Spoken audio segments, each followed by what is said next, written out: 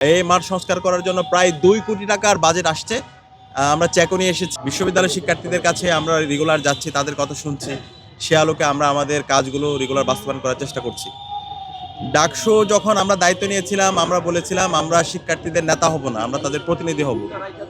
শিক্ষার্থীদের কাজ হচ্ছে আমাদেরকে প্রশ্ন করা, আর ডাকসুর আমরা যারা প্রতিনিধি নির্বাচিত হয়েছি আমাদের কাজ হচ্ছে কাজ করে যাওয়া। এবং আমরা প্রতি মুহূর্তে আমরা আমাদেরকে সেই প্রতিনিধি হিসাবে আমরা আমাদের কাজ অব্যাহত রেখেছি। ডাকসু নির্বাচন পরবর্তী আজকে ৫ মাস পার হচ্ছে। আমরা ইতিমধ্যে শিক্ষার্থীদের কাছে যে কমিটমেন্টগুলো দিয়েছিলাম, আলহামদুলিল্লাহ প্রত্যেকটা কমিটমেন্ট আমরা অ্যাড্রেস করার চেষ্টা করেছি।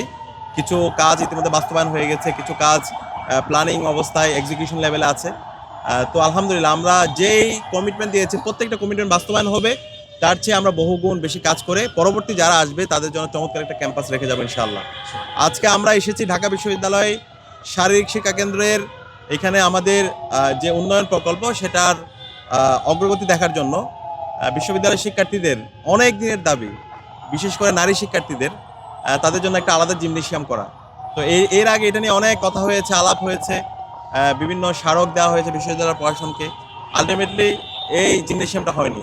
একটা জিমনেশিয়াম আছে, সেটা খুবই জীর্ণ অবস্থায়, সেখানে ছাত্র এবং ছাত্রী সবার জন্য আলাদা শিফটে জিম করতে হতো। তো আমরা দায়িত্ব নেওয়ার পর আমরা চেষ্টা করছিলাম, বিশ্ববিদ্যালয় প্রশাসনকে বলেছি, কিন্তু বিশ্ববিদ্যালয় প্রশাসনের যেই মুখস্থ উত্তর যে ফান্ড নেই, যার জন্য চাই সেটা যতই যৌক্তিক দাবি হোক তারা এক বাক্যে বলে দেওয়া হচ্ছে আমাদের ফান্ড নেই। তো আমরা বসেছিলাম না, আমরা চাইলে বিশ্ববিদ্যালয় প্রশাসনের ফান্ড নিয়ে কথা বলে আমরা বসে থাকতে পারতাম, কিন্তু আমরা চেষ্টা করেছি। আমরা অ্যালামনাইদের কাছে গিয়েছি, যারা রিসোর্স পার্সন আছে তাদের কাছে অ্যাপ্রোচ করেছি। তো অ্যালামনাইদের মাধ্যমে আমাদের বিশ্ববিদ্যালয়ের জিমনেশিয়াম আলাদাভাবে নারীদের জন্য আলাদা একটা জিমনেশিয়াম তৈরির কাজ শেষ পর্যায়ে আজকে আমরা পরিদর্শন করে আপনাদেরকে দেখাবো।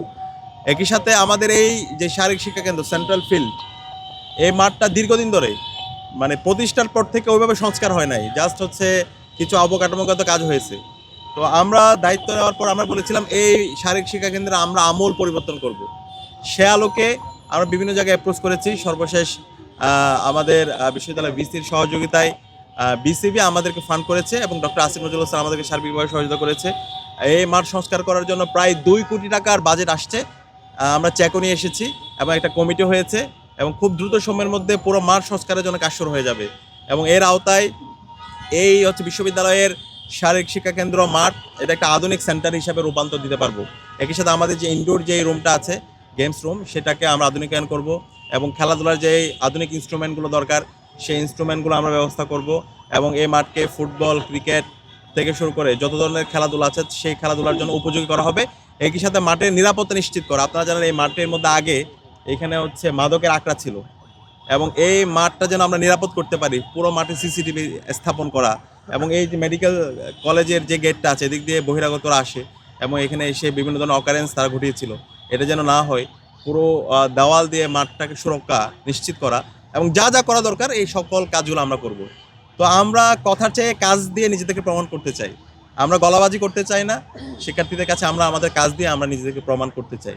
আলহামদুলিল্লাহ ইতিমধ্যে আমরা আমাদের প্রত্যেকটা কাজ শিক্ষার্থীদের কাছে আমরা হাজির করেছি।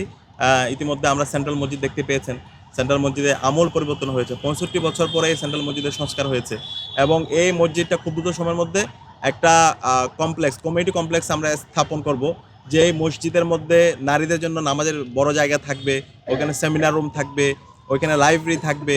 একই সাথে হচ্ছে ওইখানে গবেষণার জন্য হচ্ছে আলাদা সেন্টার থাকবে। সব আধুনিক যে মসজিদের যে প্রস্তাবনা এই সকল কিছুর বাস্তবায়ন আমরা আমাদের নতুন সেন্ট্রাল মসজিদে করব।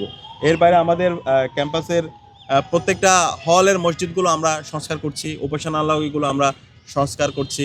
আমাদের বিশ্ববিদ্যালয়ের মেডিকেল সেন্টার, যেটাকে আগে নাফা সেন্টার বলা হতো, সেই মেডিকেল সেন্টারের আমূল পরিবর্তন হয়েছে।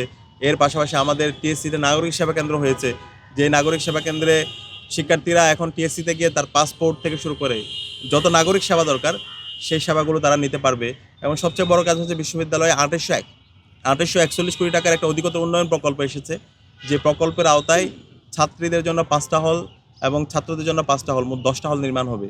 এবং এই হল নির্মাণের কাজ ইতিমধ্যে ড্রাফট করার জন্য বাজেট দিয়ে দেওয়া হয়েছে এবং খুব দ্রুত সময়ের মধ্যে হল নির্মাণের কাজ শুরু হবে। তো এই হল নির্মাণগুলো যদি কাজ শেষ হয় ইনশাআল্লাহ এই ঢাকা বিশ্ববিদ্যালয়ে কোনো ধরনের আবাসন সংকট থাকবে না। একই সাথে আমরা বিশ্ববিদ্যালয় প্রশাসনের সাথে গতকালকেও আলাপ করেছি। আমরা বলেছি বিশ্ববিদ্যালয়ের যে সিট, এটা যেন অনলাইনে শিফট করা হয়, সব কিছু যেন অনলাইনে স্টুডেন্টরা দেখতে পায়। ফার্স্ট ইয়ারের শিক্ষার্থীরা এসেই সে কয় নাম্বার রুমে থাকবে সেটা অনলাইনের মধ্যে ওয়েবসাইটের মধ্যে দিয়ে দেওয়া হবে, এবং তার যেদিন ছাত্রত্ব শেষ হবে সেদিনেই আবার নতুন একজনকে অ্যালটমেন্ট দিয়ে দেওয়া হবে। তো এই ধরনের ট্রান্সপারেন্সি যদি আমরা ইনশিওর করতে পারি, তাহলে আগের মতো হল কেন্দ্রিক যেই আমরা আদুবাইয়ের আস্তানা দেখতে পেয়েছি সেটা আমরা এখন আর দেখতে পাবো না। আগে দেখা গেছে আপনার হচ্ছে অনার্স মাস্টার শেষ হওয়ার পরে চাকরি না পাওয়ার আগ পর্যন্ত হলে থেকে যেত, অথবা কেউ পলিটিক্স করে সেই পলিটিক্স, এবং সেই পলিটিক্স হচ্ছে শেষ পর্যন্ত সেই 7 বছর 8 বছর ধরে সে ক্যাম্পাসের মধ্যে হলের মধ্যে থেকে যেত। তো এখন আমরা জুলাই বিপ্লব পরবর্তী আগের ধারায় কেউ যদি রাজনীতি করতে চায় অথবা হলে থেকে যেতে চাই, সেই রাস্তা আমরা আর রাখবো না। আমরা সুন্দর একটা ট্রান্সপারেন্ট সিস্টেম ইতিমধ্যে ডেভেলপ করেছি এবং সেটা আমরা বাস্তবায়ন করব। একই সাথে নারী শিক্ষার্থীদের দীর্ঘদিনের দাবি ছিল, শিক্ষার্থীদের দাবি হচ্ছে মাতৃত্বকালীন ছুটি।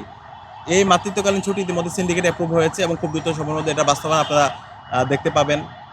একই সাথে সন্ধ্যাকালীন বাস, যেটা শিক্ষার্থীদের দীর্ঘদিনের দাবি, সেটা আমরা চালু করেছি।